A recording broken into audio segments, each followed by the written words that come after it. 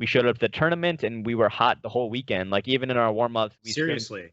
Yeah, even in our warm-up before the tournament started, we played against like Trippy and Penguins team, and we were just on fire. And we started our pool play. We beat gold members in pools 3-0, and we got first in our pool, which set us up wonderfully.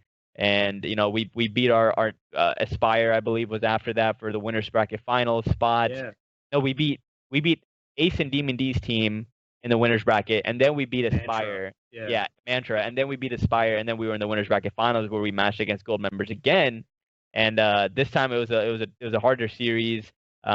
We were up 2-1 going into game 4 on Slot Flag, and we were up like 4-0 or 4-1 on gold members. And if we win that series, we secure a spot in the grand finals. And freaking sure enough, they come back and they win game 4. And I was obviously Onslaught Flag they're good at though. They beat you guys in the grands in Onslaught as well. Yeah, I think they 5-0'd you guys. Yeah. So what do you think it was? So the second time around it was a bad game. The first time around we had control of that game. We just blew it. Right. So yeah, we choked game 4, and then going into game 5, Amp Slayer, we just dapped each other up, and we said, hey, we know what to do. Let's play our game, have good comms.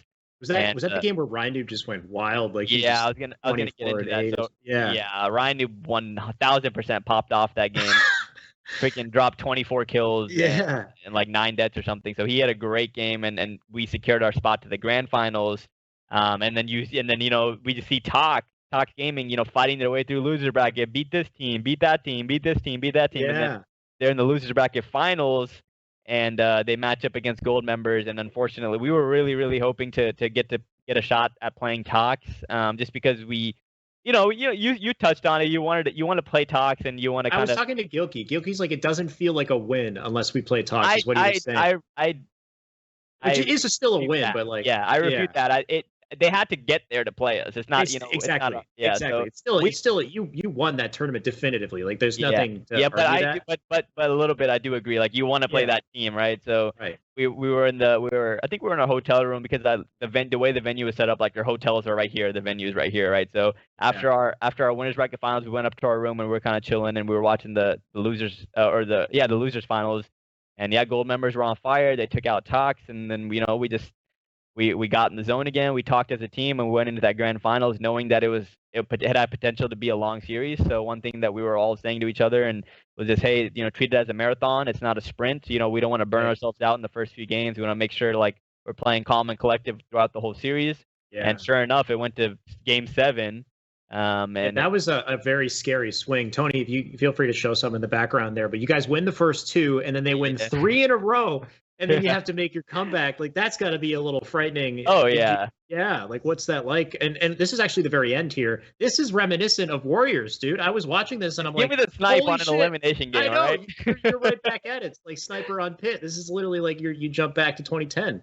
Yeah. That was a sick series of. I wish I hit that double on Ola, but that was sick. So we made it to the grand finals, and like you said, we won the first 2 games. We were feeling great, and then gold members. Wins that Guardian ball game 3, even though it felt like a very close back and forth game. They ended up clutching it out towards the end and won that game.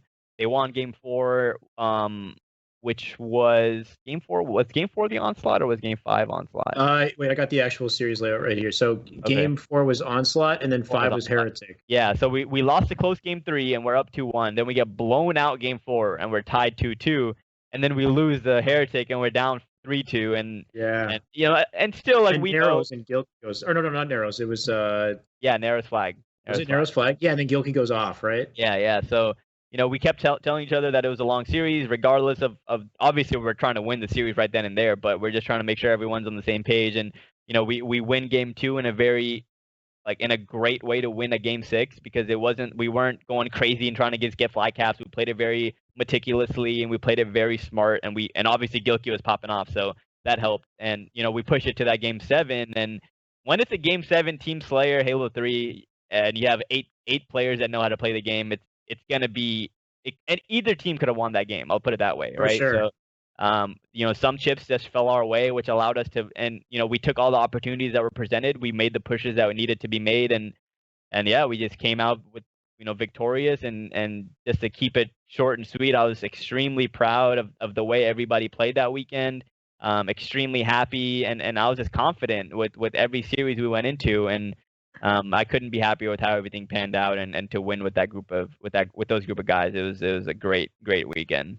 Yeah, very deserved. I think you guys kind of shocked the world a little bit as well because, I mean, being on the analyst desk and just looking at the teams and seeing you guys be so dominant was incredible. But at the same time, we were all thinking, like, who's going to run out of steam? You know, who's going to make it to Sunday and still play this well? Like, Fatal Ambition was one of those teams that was way up there in the top in the beginning. Where we're like, oh, they're looking like they could win this as well. But then they kind of totally lost steam by Sunday, which is what you expect with these newer rosters. Like, they can't hold it together. But Lux, like, did not falter for a second. You guys just got better and better. It was wild to watch. So you've created a whole new timeline for competitive Halo here. Hopefully you guys stay together. And we don't know what the future brings as far as competitive Halo, but hopefully we get like a DreamHack Atlanta or something. We can see a little bit more of this play out. Hell yeah, man! I definitely agree, and I thank you for the kind words. Like I said, I made a tweet after the tournament that victory and that event just meant so much to me, just because, and obviously like we're not oblivious to the fact that it is. I still think everyone's at their peak in terms of skill in Halo 3, and all these teams that were put together, and especially with Tox included, they all were thinking they were going to win.